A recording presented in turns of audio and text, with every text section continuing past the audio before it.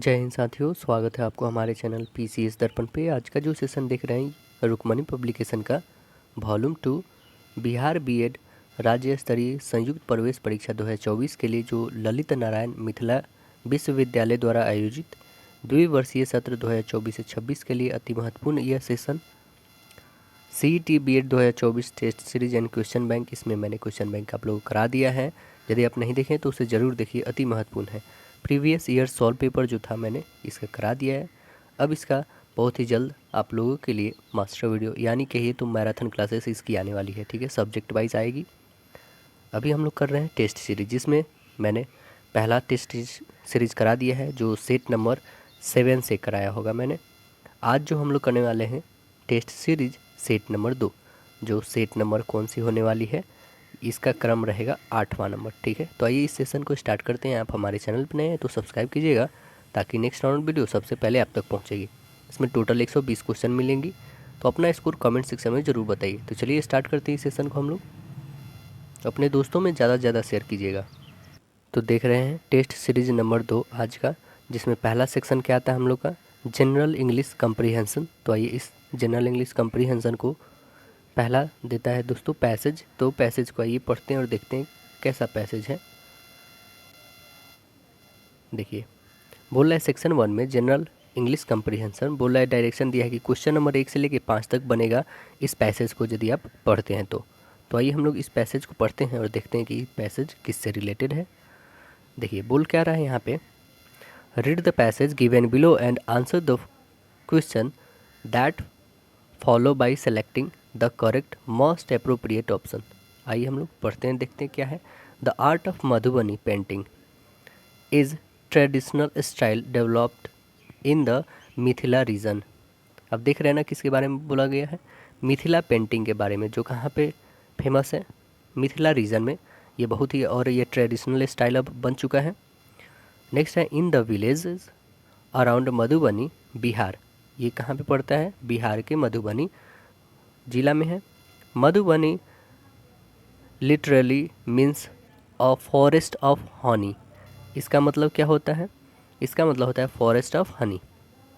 This style of painting has been traditionally used by a women. ये जो ज़्यादातर painting है वो किनके द्वारा किया जाता है, वोमेनों मतलब औरतों के द्वारा, ऑफ द रीजन। ठीक है, thought today men are also involve to meet the demand. अब देख रहे हैं ना, जो मांग है पब्लिक की उसके अकॉर्डिंग जो है अब आदमी भी इस जो ये पेंटिंग है इसमें अब जा रहे हैं और पेंटिंग इसको बना रहे हैं ना। The work is done on freshly plastered mud wall. आप देखेंगे क्या कि ज़्यादातर जो है दीवालों पे ये सब पेंटिंग करी जाती है for commercial purpose. It is an now being done on a paper cloth etc। और ये बहुत सारे, जैसे आपको जिस चीज़ के लिए चाहिए कमर्शियल पर्पस के लिए यदि आप यूज़ करना चाहते हैं तो उसके लिए पेपर पे, क्लॉथ्स पे भी बनवा सकते हैं। ठीक है, तो ये हमारा दिया है मधुबनी पेंटिंग्स के बारे में, तो इसके अकॉर्डिंग आप समझ सकते हैं। तो चलिए हम लोग सीधे क्वेश्चन आंसर का डील करते हैं। क्वेश्चन आंसर इसमें क्या है, पहला है कि the art of Madhubani painting is learned in the dash. कहाँ पे सिखाया जाती है यह, फैमिलीज़ एट होम। आंसर बनेगा right answer C, families at home. Next है floral is an adjective divided from the noun. Floral is divided from the noun. Answer क्या बनेगा, आंसर बनेगा I. The word al has it derivative from the word I। Next क्या है, dash of freshly प्लास्टेड mud wall, the word plastered is an dash. तो right answer बनेगा participle, option D होगा। अगला देखिए, the word genesis means the same as. Genesis means होता क्या है, इसका मतलब होता है बर्थ। राइट आंसर बनेगा ऑप्शन ए, बर्थ। नेक्स्ट क्या है, Madhubani painting are no longer done exclusively by women on wall. Answer बनेगा to meet their widespread demand. Answer A बनेगा। नेक्स्ट क्या बोल रहा है कि select the option that can be used as one word substitute for the given group of word. तो आइए group के देखते हैं क्या है। दिया है sound reflected back as in mountains. आप देखते होंगे जो पहाड़ी इलाके हैं वहाँ पे आप चिल्लाइएगा तो वो आपकी आवाज़ फिर से वापस आएगी। उससे क्या कहते हैं? तो उसे कहते हैं इको। क्या बोलते हैं? इको। या फिर कोई खाली रूम ही है उसमें चिल्लाएगा तो उसका आपका आवाज़ फिर से रिटर्न आती है, तो इसे हम लोग इको बोलते हैं। आंसर बनेगा आपका ऑप्शन सी होगा यहाँ पे। आवाज़ का गूंजना या आवाज़ का भारी में टकरा कर वापस लौटना, है ना। इलिप्स मतलब तो पता होता है, ग्रहण करना होता है। इक्लेयर मतलब होता है मलाई भरी जो है छोटी पेस्ट्री। और इबोनी मतलब होता है कला, है ना। अगला ये तो सेक्शन हम लोग ने कर लिया। नेक्स्ट क्वेश्चन आता है हम लोग का, select the most appropriate antonym of the given word. क्या है? डेमोलिश। डेमोलिश मीन्स होता क्या है? डेमोलिश मतलब होता है ढाहना। तो इसका एंटोनिम क्या बनेगा? बनाना यानी कंस्ट्रक्ट। तो आंसर बनेगा right answer D. Destroy means क्या होता है? नष्ट करना ही होता है। डिवाइड मतलब बांटना होता है। और डिमिनिश मतलब होता है कम करना। अगला है कि select the most appropriate meaning of the given item. क्या है हमारा आइटम? आइटम दिया हुआ है alive and kicking. Alive and kicking, इसका मतलब होता है क्या है? इसका मतलब होता है स्वस्थ होना और अच्छा करना। तो राइट आंसर बनेगा healthy and doing well. Right answer ये बनेगा। Select the correctly punctuated sentence from the option below. कौन इसमें सही पंक्चुएटेड मार्क है? तो आप देखेंगे कि सभी में क्वेश्चन पूछा जा रहा है, क्योंकि will you do me a favour, इसमें क्या किया जा रहा है? क्वेश्चन पूछा जा रहा है ना। तो जब क्वेश्चन पूछने के बारे यानी वो इंट्रोगेटिव सेंटेंस, इंट्रोगेटिव के लिए क्या लगता है? Question mark. तो राइट आंसर आपका ऑप्शन बी बनेगा। नेक्स्ट है the baby is doing dash work, supply the correct possessive adjective. आपको पोसेसिव एडजेक्टिव डालना है ना। तो इसमें कौन सा सही होगा? The baby is doing its work. Answer बनेगा राइट आंसर ए।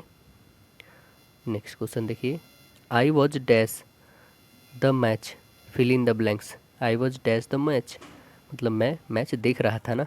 तो आंसर बनेगा right answer C, I was watching the match. Next है fill the correct verb in blank.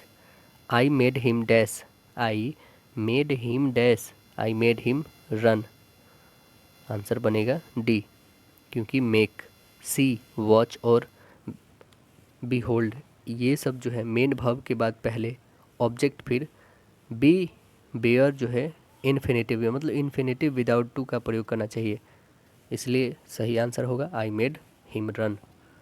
अगला देखिए कि this book is quite useful for BEd entrance examination, what part of speech is quite. को बताना है कि ये जो है बुक बहुत ही महत्वपूर्ण मतलब उपयोगी है बीएड एंट्रेंस एग्जामिनेशन के लिए। तो ये कौन सा पार्ट्स ऑफ स्पीच है? क्विट कौन सा है? तो क्विट जो है एक क्या है? एडवर्ब है। क्विट क्या है? एक एडवर्ब। और कैसे? तो एडवर्ब जो एडजेक्टिव यूज़फुल है ना, इसके जस्ट बाद यूज़फुल एक एडजेक्टिव है, एडजेक्टिव को क्वालिफाई कर रहा है, इस कारण ये क्या है? एक एडवर्ब है। तो आंसर बनेगा राइट आंसर सी होगा। नेक्स्ट है he is dash university professors. He is dash university professor, use the correct article. बनेगा क्या? यू है ना। यू एक हमारा क्या है? वॉवेल है, बट इसका उच्चारण करिएगा प्रोनाउंसिएट तो यू आ रहा है। यू एक क्या होगा? यहाँ पे ए लगेगा। तो राइट आंसर बनेगा हमारा option A, he is a university professor. Next देखिए, he frequently dash to dash the zoo, fill in the blank with the correct from a verb. तो राइट आंसर क्या बनेगा? आंसर यहाँ पे फ्रेंक्विटली हो या फिर यूजुअली हो या फिर डेली हो, ये सब क्या है, एडवर्ब्स है। इसका प्रयोग हो तो उस वाक्य में जो है सिंपल प्रेजेंट टेंस में रखना चाहिए, उस वाक्य को सिंपल प्रेजेंट टेंस में रखना चाहिए, यानी खाली स्थान पे यहाँ पे क्या होगा, विजिट्स। आंसर बनेगा राइट आंसर डी। अगला जो सेक्शन आता है सामान्य हिंदी का। देखिए सामान्य हिंदी में क्या है, बोल क्या रहा है इसमें, गद्यांश आपको पढ़ना है। देखिए इससे बनेंगे 16 से 20 क्वेश्चन, आपको बोलेंगे 16 नंबर से लेके 20 तक। तो देखिए क्या बोल रहा है कि समाज में पाठशालाओं, स्कूलों अथवा शिक्षा की दूसरी दुकानों की कोई कमी नहीं है। छोटे से छोटे बच्चे को माँ बाप स्कूल भेजने की जल्दी करते हैं। 2-2.5 साल के बच्चे को भी स्कूल में बिठाकर आ जाने का आग्रह कर रहे हैं। हर घर में बना हुआ है। इसके विपरीत हर घर की दूसरी सच्चाई यह भी है कि कोई भी माँ बाप बालकों के बारे में, बालकों की सही शिक्षा के बारे में और साथ ही सच्चा एवं अच्छा माता पिता अथवा अभिभावक होने का शिक्षण कहीं से भी प्राप्त नहीं करता।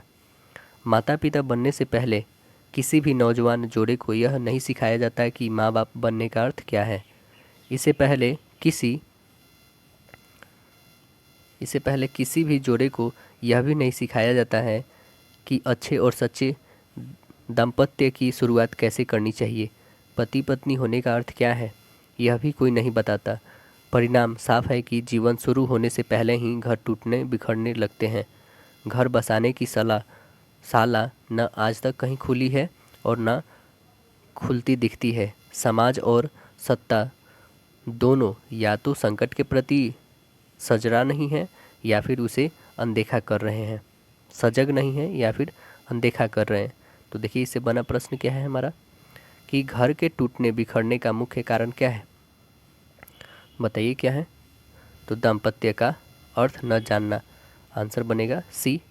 नेक्स्ट देखिए, हर घर में किस चीज़ का आग्रह बना हुआ है, किस चीज़ का आग्रह बना हुआ है, तो बहुत छोटे बच्चे को स्कूल में बिठाकर आ जाने का।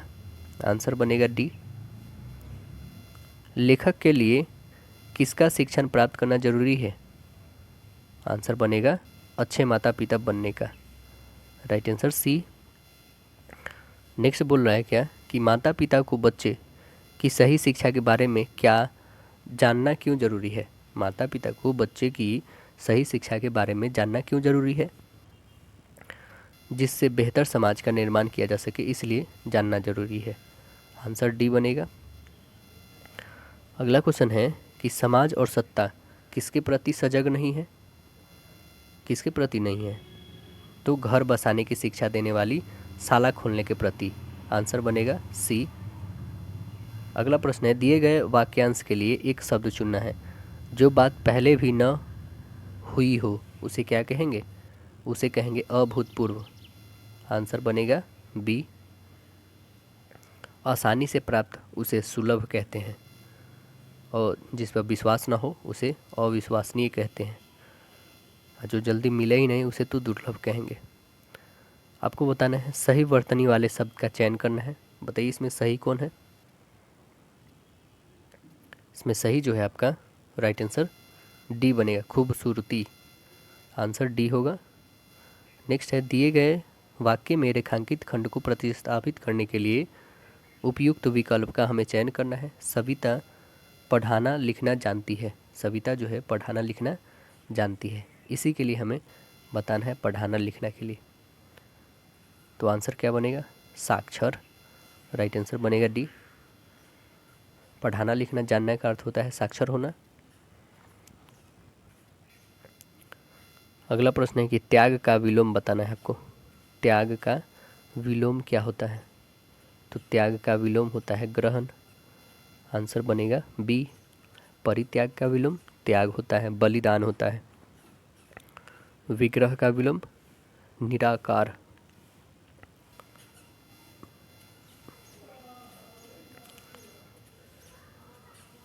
अगला क्वेश्चन है, अमावस्या को अंधेरा छा जाता है।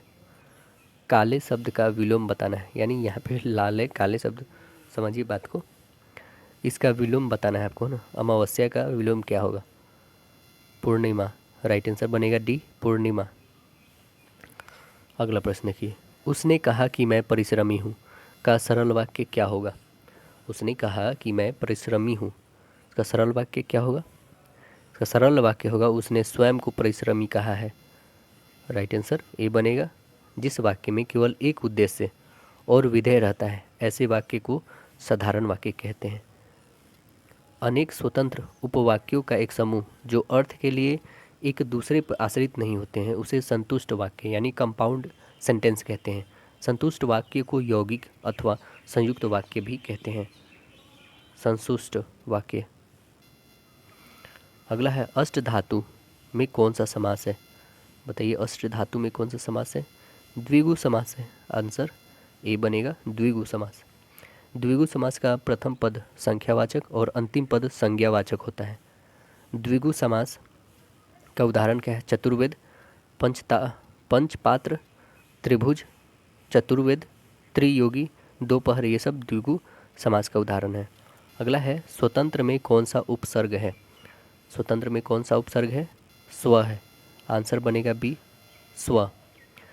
स्व उपसर्ग का उदाहरण है स्वजन, स्वाभिमान, स्वाक्षर, स्वतौ, स्वरूप, स्वागत और स्वाधिकार। हम उपसर्ग का उदाहरण हम, सकल, हमदर्दी, हम वजन, हम वतन, हम साया दे सकते हैं। अगला प्रश्न देखेंगे आप। तो गुलर का फूल मुहावरे का सही अर्थ बताना है आपको। गुलर का फूल मतलब, इसका मतलब होगा दुर्लभ वस्तु। आंसर सी बनेगा। नेक्स्ट देखिए, दो सार्थक शब्दों के मेल से बनने वाले शब्द को क्या कहते हैं? उसे कहते हैं हम लोग यौगिक शब्द। राइट आंसर बनेगा डी यौगिक शब्द कहते हैं। यौगिक शब्द का उदाहरण जैसे राजपुत्र, राज प्लस पुत्र, पाठशाला, पाठ जोड़ शाला, स्वामी भक्ति, स्वामी जोड़ भक्त, जन्मभूमि, जन्म जोड़ भूमि।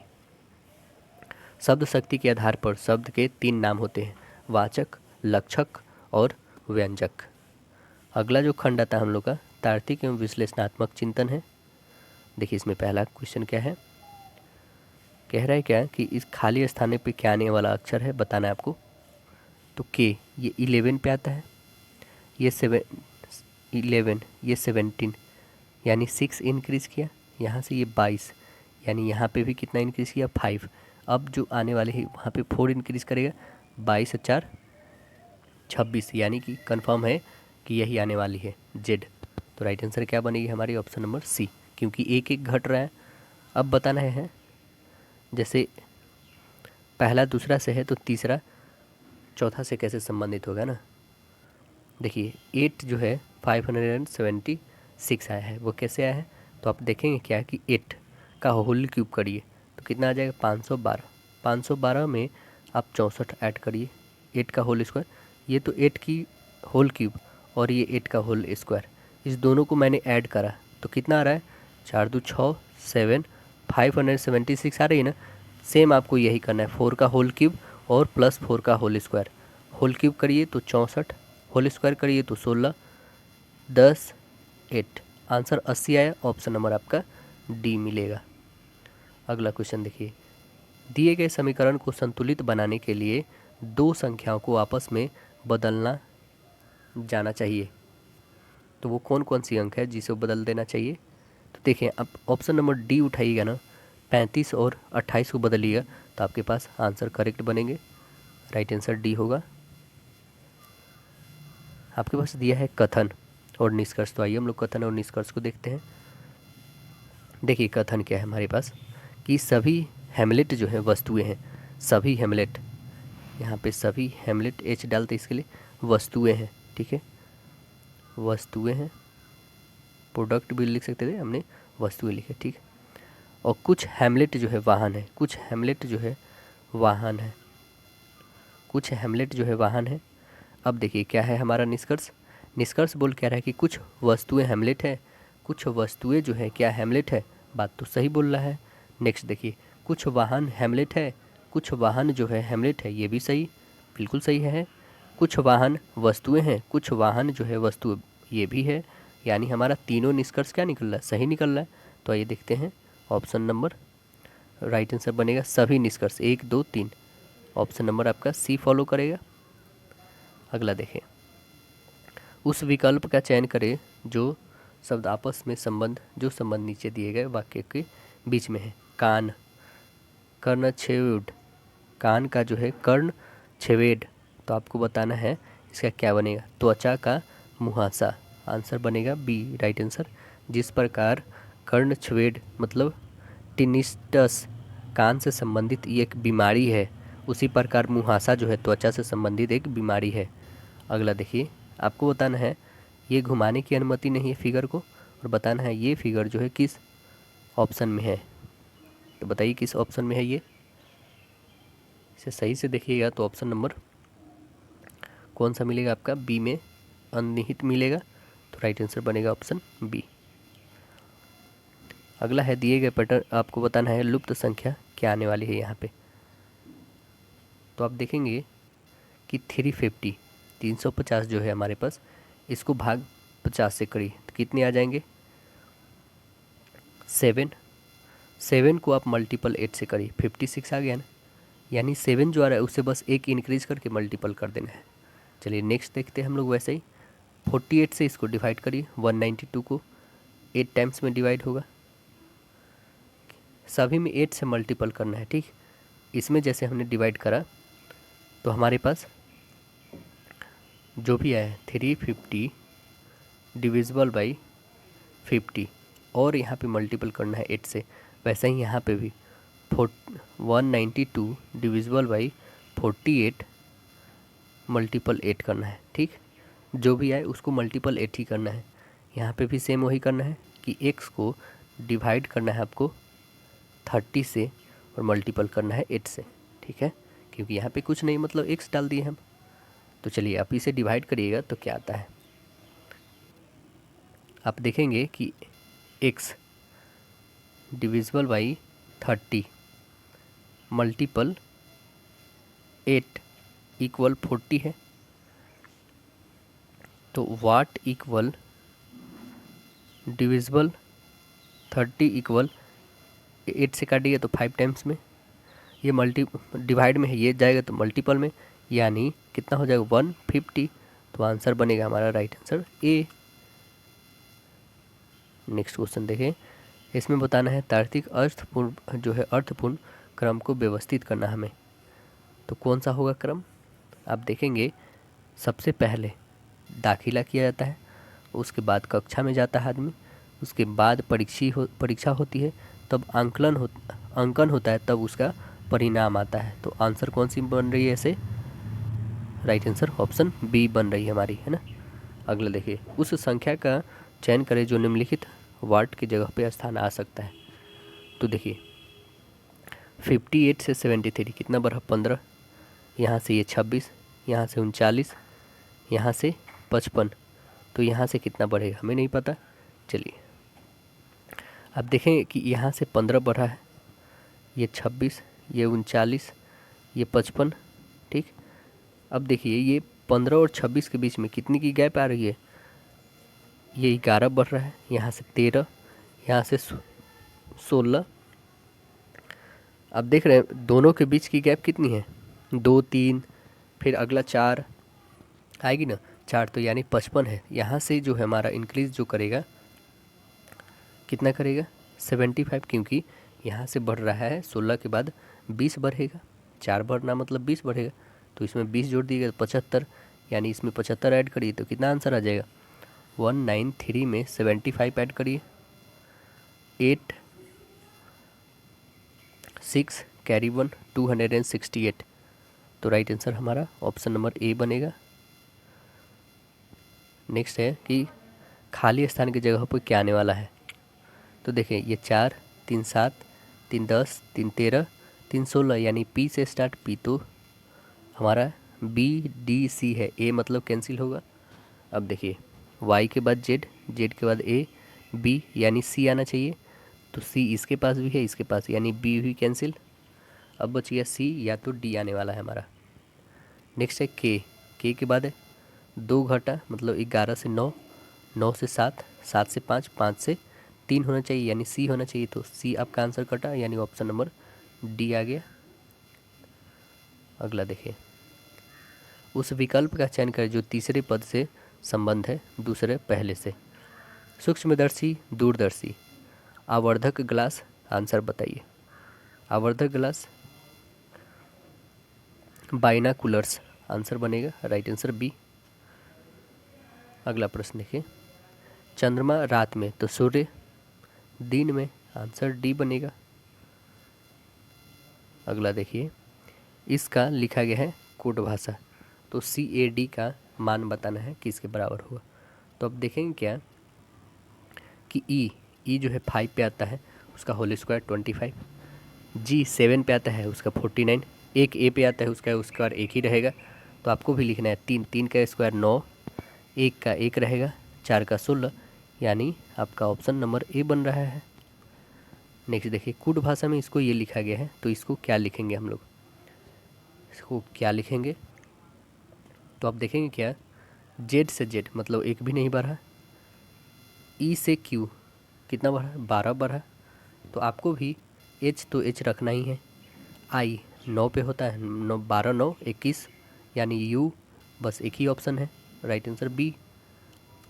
अगला प्रश्न देखिए, यदि एक्स वाई की नानी की इकलौती बेटी है तो वाई के भाई का एक्स से क्या संबंध है?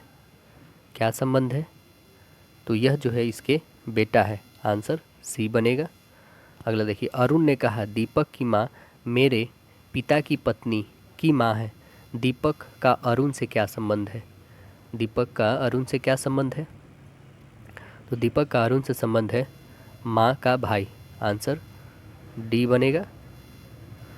अनीता उत्तर दिशा की ओर 4 किलोमीटर जाती है, ठीक है, उत्तर दिशा की ओर 4 किलोमीटर गई, बाईं मुड़ जाती है, बाईं मुड़ जाती है, 2 किलोमीटर जाती है, उसके बाद दाईं मुड़ जाती है, 5 किलोमीटर जाती है। अब वह शुरुआती बिंदु से किस दिशा में खड़ी है? शुरुआती बिंदु यहाँ पे है, वो किस दिशा में खड़ी है? तो आप देखेंगे कि यह जो है यही बिंदु है ना, यानी नॉर्थ और वेस्ट के बीच में है, नॉर्थ वेस्ट के बीच में क्या बोलेंगे इसे, उत्तर पश्चिम, आंसर बनेगा ऑप्शन सी। अगला देखिए, एक लड़का एक प्लेटफॉर्म पे खड़ा है और अपनी घड़ी में शाम 3:45 का समय देखता है, घंटे वाली सुई पूरब की ओर इंगित करती है और मिनट वाली सुई पश्चिम की ओर। लड़का किस दिशा की ओर मुंह करके खड़ा है? तो लड़का, स्वाभाविक बात है कि जब इधर दिखा रहा है वो और पश्चिम की तरफ इसका मिनट वाली दिखा रहा है, तो स्पष्ट है कि लड़का के मुंह उत्तर की तरफ होगा, तो आंसर बनेगा राइट आंसर डी। अगला है कि दिए गए श्रृंखला में अगला पद कौन सा होगा? के 11 पे होता है, वो 15 पर 4 भर रहा है, 4 इसमें बढ़ा है, 15 4 19, यानी एस 19 पे आता है, तो ऑप्शन नंबर आपका सी। कथन है हमारा, निष्कर्ष पढ़ते हैं। बोल रहा है कि सभी लड़कियां सुंदर है, सभी लड़कियां सुंदर है, तो सभी लड़कियां सुंदर है, एक्स सुंदर है, एक्स क्या है, सुंदर है, तो यह कहाँ पे बनेगा, एक्स अंदर डालेंगे, ठीक है। अब देखिए, एक्स एक लड़की है, नहीं यहाँ पे स्पष्ट बोला नहीं गया है, तो ये कैंसिल।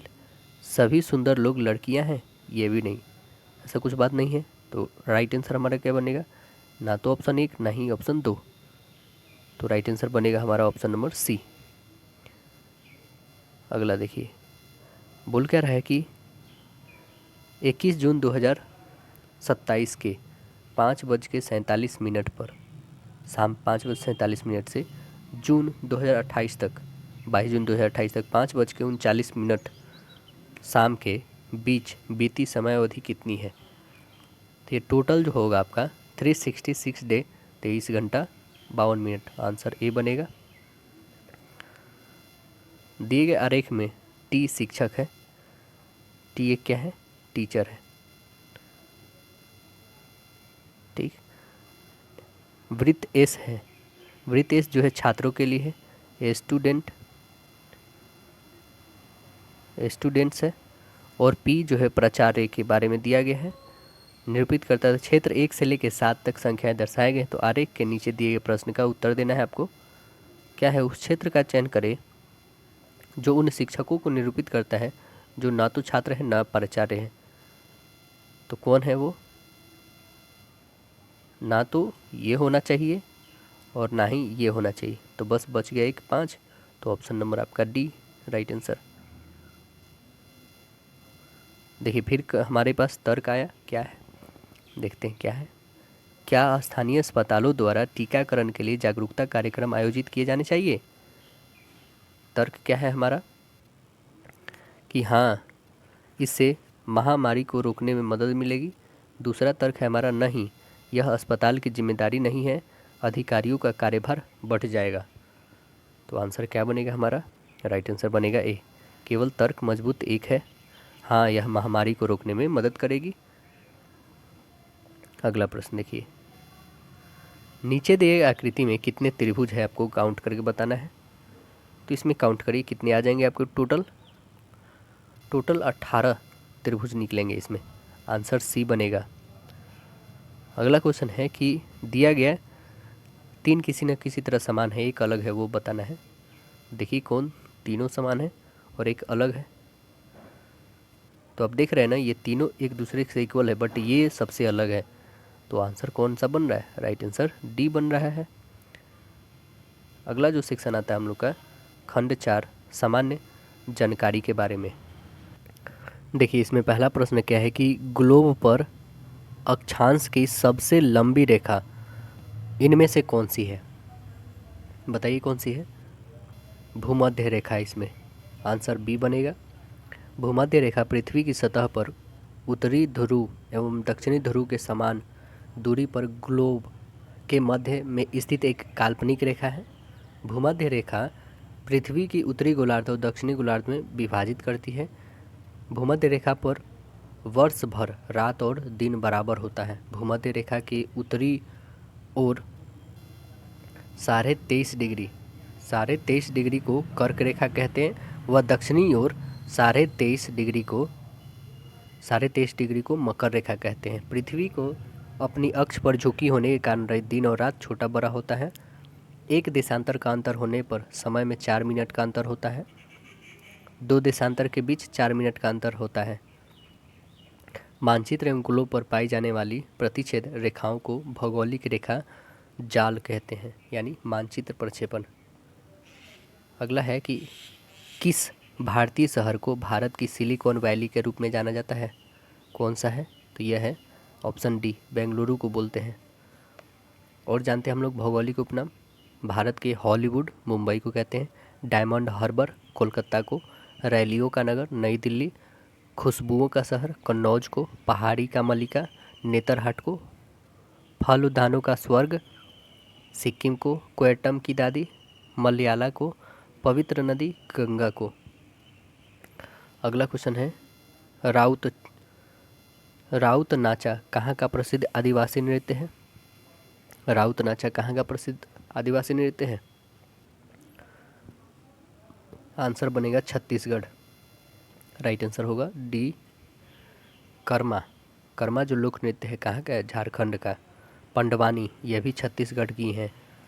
नवारानी यह भी छत्तीसगढ़ की है। कजरी उत्तर प्रदेश का है। हिकात या फिर मंदजास ये सब जम्मू कश्मीर का है। डफ पंजाब का है। पदयानी केरल का है। बिछुआ असम का है। अगला है सुभाष चंद्र बोस को पहली बार किस वर्ष भारतीय राष्ट्रीय कांग्रेस का अध्यक्ष चुना गया था? कब बने थे? तो वह बने थे 1938 में। 39 में उन्होंने त्यागी दे दिया। आंसर बनेगा राइट आंसर बी होगा। सुभाष चंद्र बोस 52वां कांग्रेस अधिवेशन 52वां कांग्रेस अधिवेशन हरिपुरा गुजरात में जो है भारतीय राष्ट्रीय कांग्रेस के अध्यक्ष चुने गए थे 1920 में। 1920 में सुभाष चंद्र बोस भारतीय नागरिक सेवा ICS में उत्तीर्ण हुए थे, पास हुए थे। 1938 एवं 39 में कांग्रेस की अध्यक्षता किए। 39 में कांग्रेस पद से त्यागपत्र देकर फॉरवर्ड ब्लॉक की स्थापना कर दिए। आज़ाद हिंद फौज की प्रथम डिवीज़न की स्थापना कैप्टन मोहन सिंह ने की थी। 21 अक्टूबर 1943 को सुभाष चंद्र बोस ने सिंगापुर में स्वतंत्र भारत का अस्थायी सरकार मतलब आज़ाद हिंद सरकार का गठन किए। आज़ाद हिंद फौज 12 नवंबर 1945 आज़ाद हिंद फौज दिवस जो है 12 नवंबर 1945 को मनाया गया। रानी लक्ष्मीबाई रेजिमेंट की स्थापना 1943 को किया गया। सुभाष चंद्र बोस ने किए थे। कमांडर लक्ष्मी सहगल थी। आज़ाद हिंद फौज के 3 अन्य जो है ब्रिगेड थे, सुभाष चंद्र बोस, नेहरू और गांधी ब्रिगेड। अगला क्वेश्चन हमारा है कि मानव शरीर में वसा का पाचन मुख्यतः डैश में होता है। कहाँ पे होता है? छोटी आंत में। आंसर ए बनेगा। कार्बोहाइड्रेट का पाचन मुख्य गुहा से शुरू होता है। ग्रहणी तथा छोटी आंत में क्षारीय मध्य में कार्बोहाइड्रेट का पाचन होता है। प्रोटीन का पाचन आमाशय से शुरू होता है। पचे हुए भोज्य पदार्थ को जटिल घुलनशील पदार्थ के रूप में विभिन्न ऊतकों के कोशिका द्रव में विलय होने की प्रक्रिया को स्वांगीकरण कहते हैं, एसिमिलेशन कहते हैं।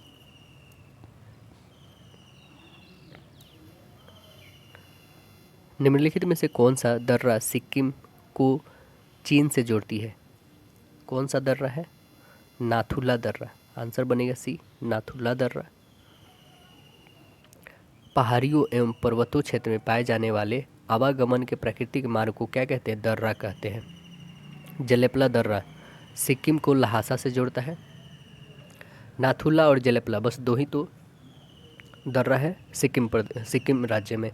तुजू दर्रा मणिपुर और म्यांमार को जोड़ता है। बारालच्चा दर्रा जम्मू और कश्मीर राज्य को जोड़ती है, जम्मू से कश्मीर को जोड़ती है। स्थित दर्रा मनाली को लेह से जोड़ती है। सीपी किला दर्रा हिमाचल प्रदेश को तिब्बत से जोड़ती है। पीर पंजाल दर्रा जो है जम्मू से श्रीनगर को जोड़ती है। बुर्जिल दर्रा जो है श्रीनगर को गिलगित से जोड़ती है। माना दर्रा और नीति दर्रा किस राज्य में है? उत्तराखंड में है। अगला है भारत के वित्त मंत्री के द्वारा केंद्रीय बजट डैश में प्रस्तुत किया जाता है। तो आंसर बनेगा ए, लोकसभा में प्रस्तुत किया जाता है। बजट वस्तुतः किसी देश की आर्थिक व्यवस्था का एक प्रमुख मापक होता है। बजट एक वित्तीय वर्ष भारत में जो है 1 अप्रैल से लेके 31 मार्च तक एक वित्तीय वर्ष बोला जाता है। इसके दौरान सरकार की जो आय होती है तथा सरकार का व्यय जो होता है उसको अनुमानों का विवरण होता है। अनुच्छेद 112 में वार्षिक वित्तीय विवरण का उल्लेख है। जेम्स विल्सन को भारतीय बजट का प्रणेता कहते हैं। स्वतंत्र भारत का पहला अंतिम बजट जो है 26 नवंबर 1947 को पहले वित्त मंत्री आर.के. शनमुखम शेट्टी के द्वारा पेश किया गया था। जॉन मथाई को वर्ष 1950 में गणतंत्र भारत का पहला केंद्रीय बजट पेश करने का गौरव प्राप्त हुआ। वित्त मंत्री के रूप में 24 जुलाई 1951 में डॉक्टर मनमोहन सिंह ने देश में आर्थिक उदारीकरण की नीति को लागू करने की घोषणा किए थे। अंतर्राष्ट्रीय ओजोन दिवस कब मनाया जाता है? आंसर बनेगा आपका सी, 16 सितंबर को। सुशासन दिवस 25 दिसंबर को। राष्ट्रीय बालिका दिवस 24 जनवरी को। विश्व शिक्षक दिवस 5 अक्टूबर को।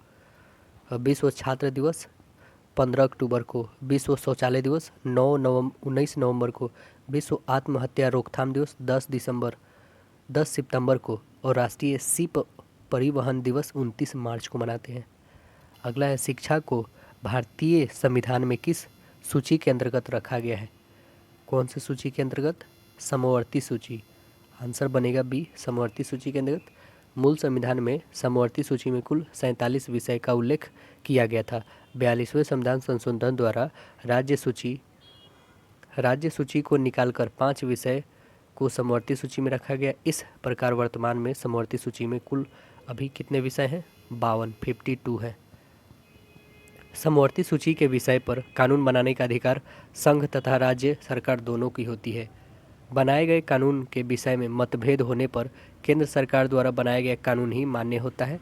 भारत के मूल संविधान में 8 अनुसूची थी, वर्तमान में अब कितना हो गया है? 12 हो चुका है।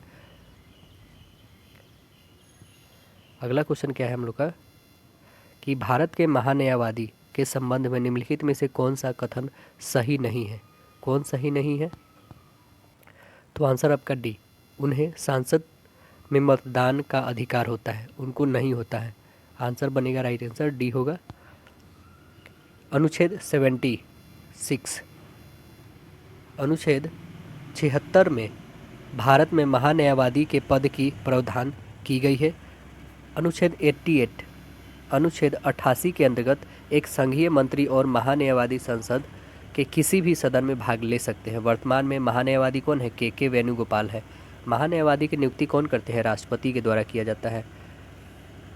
महान्यायवादी के कार्यकाल तथा उसे पद से हटाने की प्रक्रिया संविधान में उल्लेखित नहीं है। महान्यायवादी जो है भारत सरकार का सबसे बड़ा विधि अधिकारी होता है। महान्यायवादी के लिए वही योग्यता आवश्यकता होती है जो उच्चतम न्यायालय की अन्य न्यायाधीशों का होता है। अगला प्रश्न है हमारा कि टीपू सुल्तान इनमें से किस स्थान से संबंधित है? टीपू सुल्तान कहाँ से संबंधित है? श्रीरंगपट्टनम। आंसर ए बनेगा। टीपू सुल्तान 1782 में मैसूर के शासक बना। टीपू सुल्तान श्रीरंगपट्टनम में स्वतंत्रता का वृक्ष लगाए थे। टीपू सुल्तान जो है श्रीरंगपट्टनम में फ्रांसीसियों को जैकोबिन क्लब स्थापित करने की अनुमति दे दी थी तथा स्वयं जो है जैकोबिन क्लब के सदस्य बन गया। टीपू सुल्तान ने जो है श्रृंगेरी के मंदिर के मरम्मत करने का शारदा देवी की मूर्ति निर्माण कराने के लिए धन दिया था। थॉमस मुनरो ने टीपू सुल्तान के लिए कहा था कि टीपू नई रीति चलाने वाला अशांत आत्मा है। टीपू सुल्तान ने द्वितीय, तृतीय और चतुर्थ आंग्ल मैसूर युद्ध में लड़ा था। प्रथम आंग्ल युद्ध जो हुआ था 67 से लेके 69 में हैदर अली ने लड़ा था। हैदर अली कौन है? तो टीपू सुल्तान के पिताजी है हैदर अली। प्रथम आंग्ल मैसूर जो है 4 अप्रैल को 69 में मद्रास की संधि के तहत इसको समाप्त किया जाता है। अगला क्वेश्चन है कि बक्सर का युद्ध किस वर्ष लड़ा गया था? कब लड़ा गया था? तो यह लड़ा गया था 1764 में। आंसर सी बनेगा। बक्सर का युद्ध 22 अक्टूबर 1764 को बंगाल के नवाब मीर कासिम और अंग्रेज ब्रिटिश कंपनी के बीच हुआ था। ब्रिटिश सेना को नेतृत्व हेक्टर मुनरो कर रहे थे। बक्सर युद्ध में बंगाल नवाब के साथ अवध नवाब शुजाउद्दौला और मुगल बादशाह शाह आलम द्वितीय शामिल थे। बक्सर युद्ध में अंग्रेजों को विजय के बाद भारत में वास्तविक रूप से ब्रिटिश प्रभुसत्ता स्थापित हुआ। बक्सर युद्ध के बाद क्लाइव ने अवध नवाब और मुगल बादशाह के साथ इलाहाबाद की 2 अलग अलग संधियाँ की थी। इलाहाबाद की प्रथम संधि जो हुआ था 12 अगस्त 1765 में मुगल बादशाह शाह आलम द्वितीय के साथ की गई थी। संधि के तहत मुगल बादशाह ने कंपनी को बिहार, बंगाल एवं उड़ीसा को दीवानी दे दी थी। मुगल बादशाह को करा और इलाहाबाद का क्षेत्र प्राप्त हुआ तथा 26 लाख रुपए पेंशन के रूप में प्रतिवर्ष देने का भी बात कही गई। अगला प्रश्न देखिए कि इंग्लिश चैनल और उत्तरी सागर को जोड़ने वाली प्रमुख जल डमरू मध्य का नाम बताना है आपको। इसका नाम क्या है? इसका नाम है डोवर जल डमरू मध्य। आंसर डी बनेगा। डोवर जल डमरू मध्य। फ्लोरिडा जल डमरू मध्य जो है यह किसको जोड़ता है? तो यह मैक्सिको की खाड़ी और अटलांटिक महासागर को जोड़ता है। यह अमेरिका और क्यूबा के बीच में स्थित है। पाक जल डमरू मध्य जो है यह भारत और श्रीलंका के बीच स्थित है, जो पाक खाड़ी और मन्नार की खाड़ी को जोड़ती है। नॉर्थ चैनल जो है उत्तरी चैनल है, यह उत्तरी आयरलैंड और पश्चिमी स्कॉटलैंड के बीच स्थित है। यह आयरिश सागर और अटलांटिक महासागर को जोड़ती है। और डोवर जल डमरू मध्य तो इंग्लिश चैनल और उत्तरी सागर को जोड़ती है। यह इंग्लैंड और फ्रांस के बीच में स्थित है। निम्नलिखित में से कौन सा एक हाई लेवल लैंग्वेज नहीं है? तो कौन नहीं है? आंसर बनेगा आपका डी। मशीनी लैंग्वेज जो है एक हाई लेवल लैंग्वेज नहीं है, नहीं तो C++, जावा और सी ये सभी हाई लेवल लैंग्वेजेस है। आंसर बनेगा आपका ऑप्शन नंबर डी होगा यहाँ पे। पहली पीढ़ी की कंप्यूटर भाषा जो थी मशीन भाषा थी। दूसरी पीढ़ी की क्या थी? असेंबली भाषा थी। तीसरी की क्या थी? उच्च स्तरीय भाषा थी। चौथी की डोमेन आधारित है और 5वीं की कृत्रिम बुद्धिमत्ता है, यानी AI है। अगला क्वेश्चन देखिए, निम्नलिखित में से कौन से पौधे में होने वाला कवक रोग नहीं है? कौन सा है? तो आंसर बनेगा सी, साइट्रस कैंकर। आंसर सी बनेगा। साइट्रस कैंकर जो है जैथोमेनस एक्सोनोपोडिस जीवाणु के कारण नींबू में होने वाला रोग है यह। पादप में कवक जनित रोग जो है बहुत सारे हैं, जैसे आलू का वाट रोग जो होता है, आलू का अंगमारी रोग होता है, बाजरा का ग्रीन ईयर रोग होता है, गन्ने का लाल सड़न रोग होता है, मूंगफली का टिक्का रोग होता है, गेहूं का किट्टू रोग होता है और गेहूं का ढीला कंड भी होता है, brown leaf spot of rice होता है, अरहर का झुलसा रोग होता है ना। अगला है, निम्नलिखित में से कौन सा क्षेत्र जो है भारत की जीडीपी में सबसे अधिक योगदान देता है? तो कौन सा क्षेत्र देता है? तो सबसे ज़्यादा तृतीय क्षेत्र यानी सेवा क्षेत्र। आंसर बनेगा सी। तृतीय क्षेत्र जो होता है उसमें क्या क्या आता है, जैसे परिवहन एवं संचार, बैंकिंग, बीमा, भंडारण, व्यापार, ये सब आता है तृतीय क्षेत्र में। प्राथमिक क्षेत्र में तो आपको पता ही है क्या क्या आता है, कृषि, वानिकी, पशुपालन, मत्स्यन, खनन, उत्खनन, ये सब आता है प्रथम में। दूसरा में आता है लौह इस्पात उद्योग, वस्त्र उद्योग, वाहन, इलेक्ट्रिक वाहन आता है, ये सब आता है द्वितीय में। तो आंसर बनेगा ऑप्शन सी। अगला देखिए, भारतीय संविधान में शामिल स्वतंत्रता, समानता और बंधुता का सिद्धांत किस देश के संविधान से लिया गया है? यह संविधान फ्रांस से लिया गया है। आंसर बनेगा डी। विधि के द्वारा स्थापित प्रक्रिया जापान के संविधान से लिया गया है। मौलिक कर्तव्य का प्रावधान रूस से लिया गया है। राज्य के सदस्यों का निर्वाचन दक्षिण अफ्रीका से लिया गया है।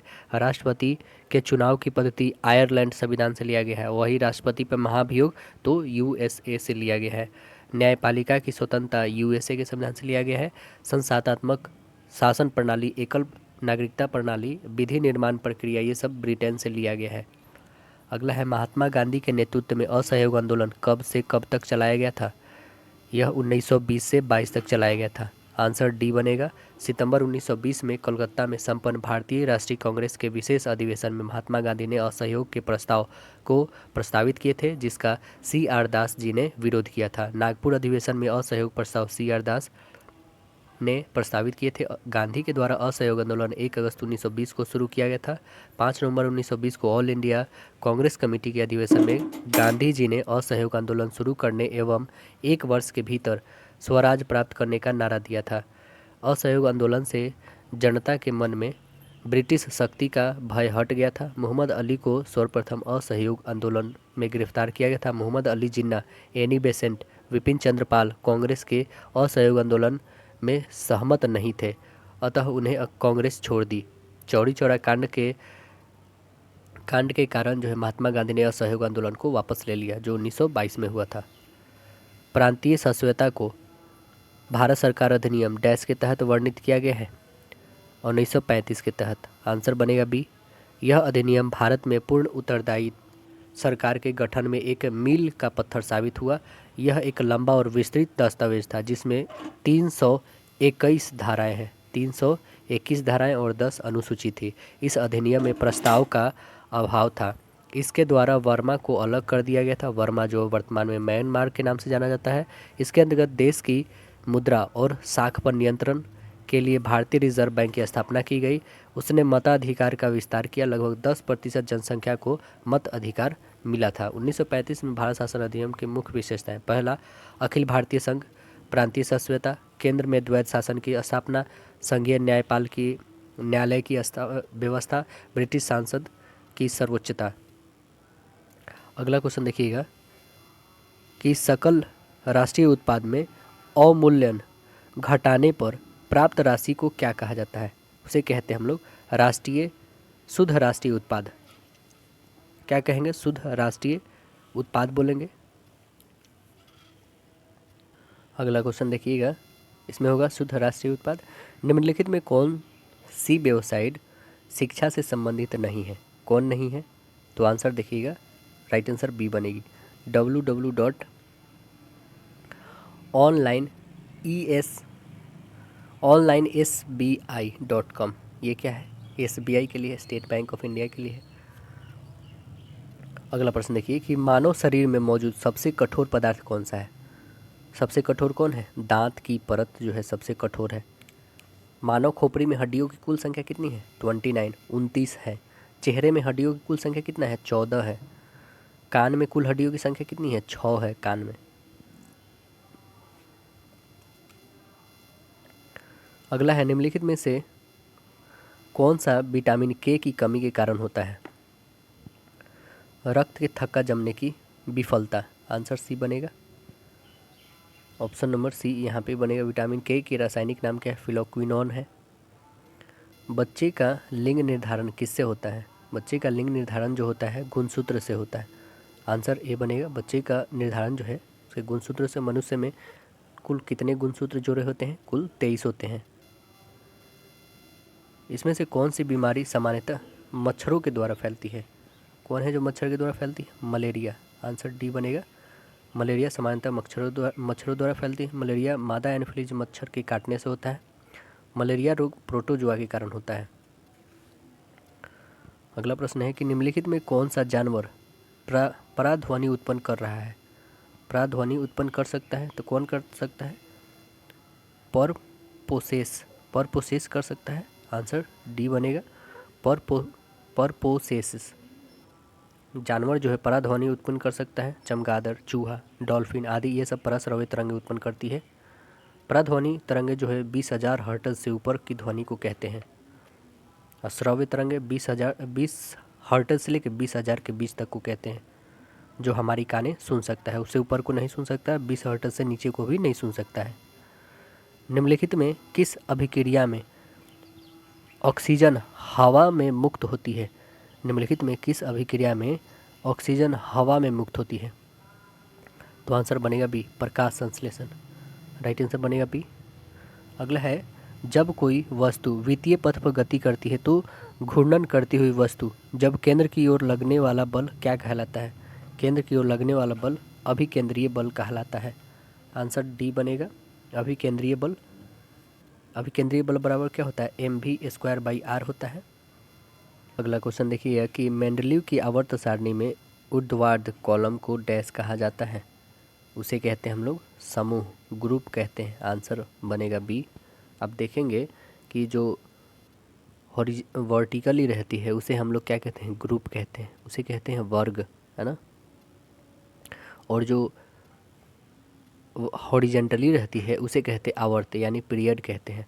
मेंडलीव के द्वारा निर्मित आवर्त सारणी में 9 वर्ग हैं यानी ग्रुप है और 7 आवर्त यानी पीरियड है 7। मेंडलीव के समय अक्रिय गैसें की खोज नहीं हो सकी थी।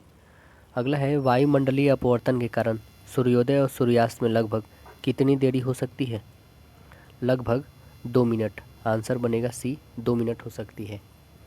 अगला प्रश्न है, आधुनिक आवर्त सारणी के छठे आवर्त में डैश तत्व मौजूद हैं? कौन है मौजूद? तो आंसर बनेगा सी, 32 तत्व मौजूद हैं, आंसर सी बनेगा। एल्केन का सामान्य सूत्र बताइएगा। अल्केन का सामान्य सूत्र क्या होगा? इसका होगा CnH2n+2 होगा, आंसर बी बनेगा। निम्नलिखित में किसमें उत्तल दर्पण का उपयोग किया जाता है? किसमें किया जाता है? तो रियर व्यू मिरर में किया जाएगा, आंसर डी बनेगा। अगला है कि धातु का वह गुण कौन सा है जिसके कारण उस तार के रूप में ढाला जा सकता है? उसे जो है तार के रूप में ढाला जा सकता है, तान्यता, यानी उसे लमरा सकते हैं, तो आंसर बनेगा डी। सबसे ज़्यादा तान्यता किस में होती है? सोना में, उसके बाद चांदी। निम्नलिखित में कौन सा अस्थायी उत्तक का एक उदाहरण है? अस्थायी उत्तक का उदाहरण कौन सा है? तो आंसर बनेगा डी, जाइलम है।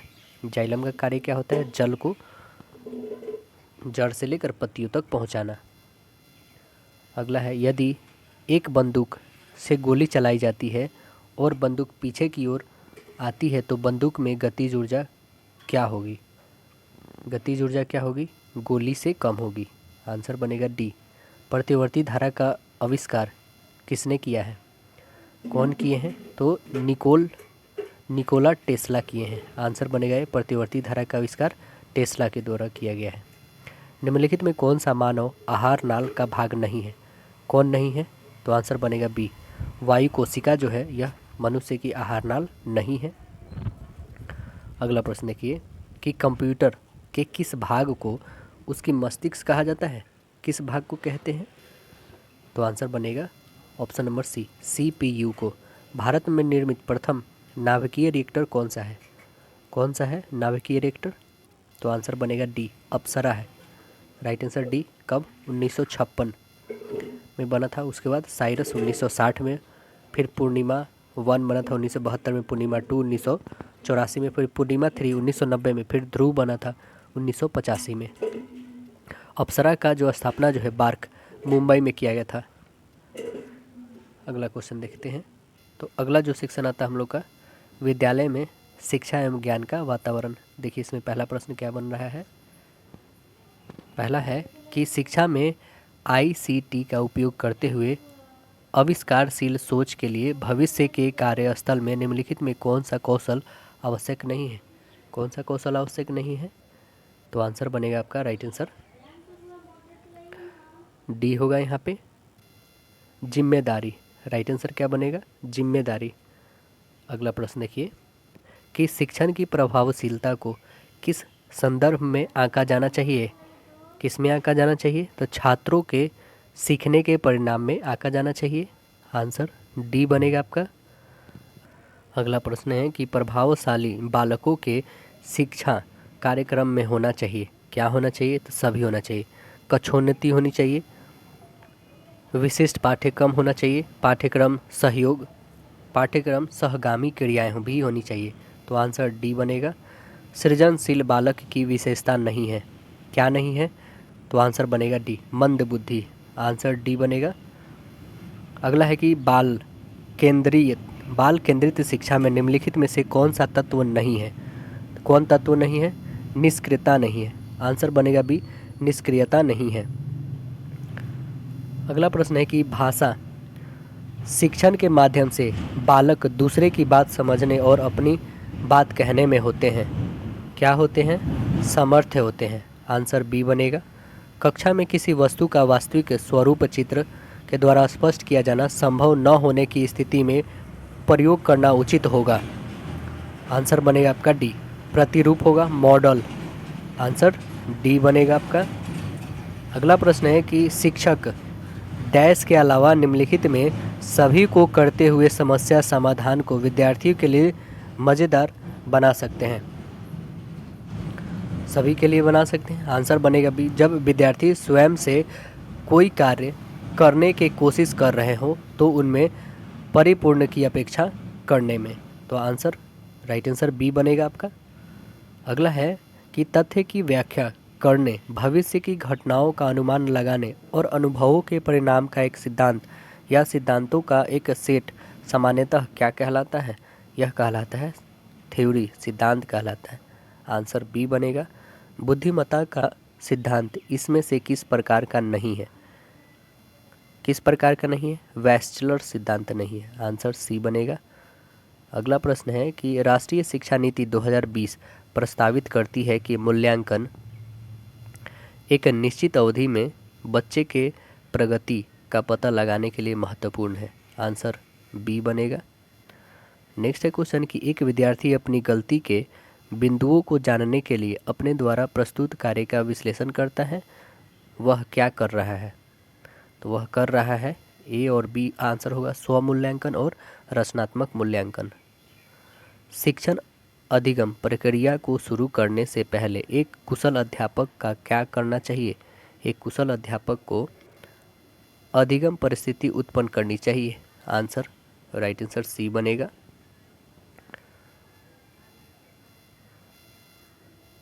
अगला प्रश्न है कि जिस प्रक्रिया में व्यक्ति दूसरों की व्यवहार को देखकर सीखता है न कि प्रत्यक्ष अनुभव से, को क्या कहते हैं?